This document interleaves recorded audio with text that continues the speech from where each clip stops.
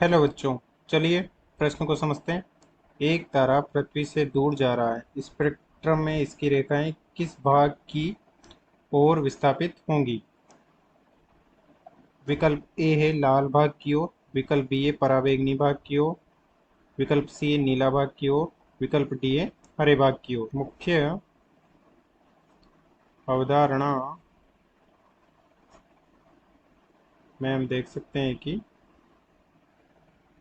प्रकाश स्रोत एवं प्रेक्षक के बीच आपेक्षिक गति के कारण प्रकाश की आवृत्ति या तरंगदैर्ध्य में आभासी परिवर्तन होने की घटना को डॉपलर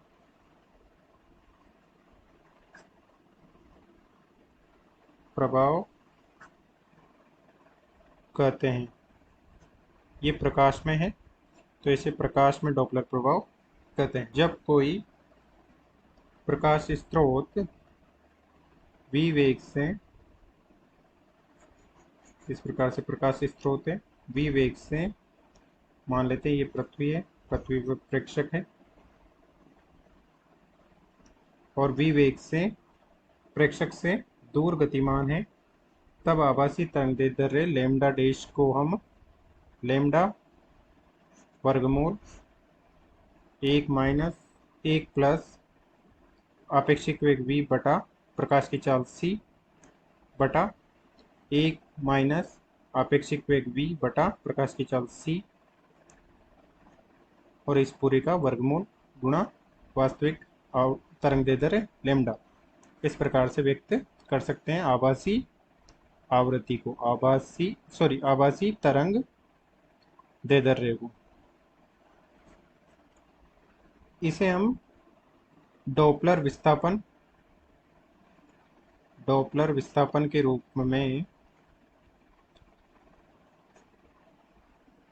भी लिख सकते हैं, जिसमें होता है कि डेल्टा लैम्डा बराबर लैम्डा गुणा v बटे c।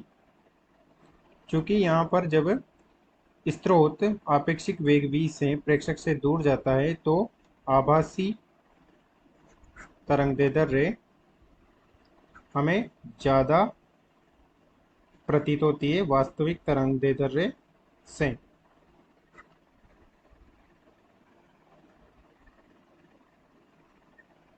अर्थात लैम्डा डैश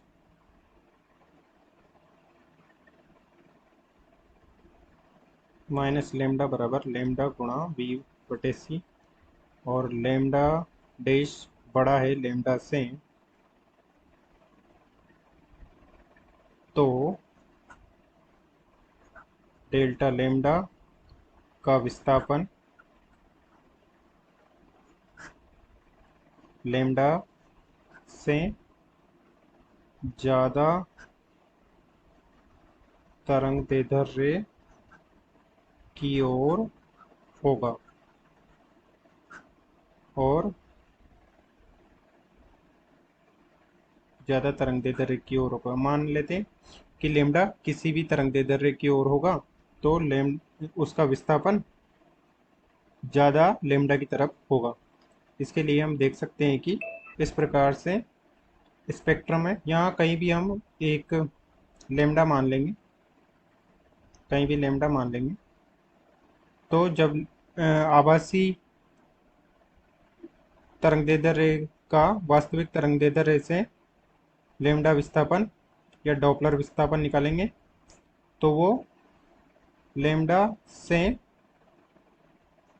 ज़्यादा होगा, यानी कि लैम्डा से डेल्टा लैम्डा की ओर बढ़ेगा।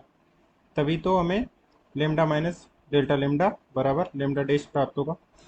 तो जो लैम्डा डैश होगा वो ज़्यादा तरंगदैर्ध्य का होगा, यानी कि लेमडा डैश बराबर हो जाएगा डेल्टा लेमडा प्लस लेमडा।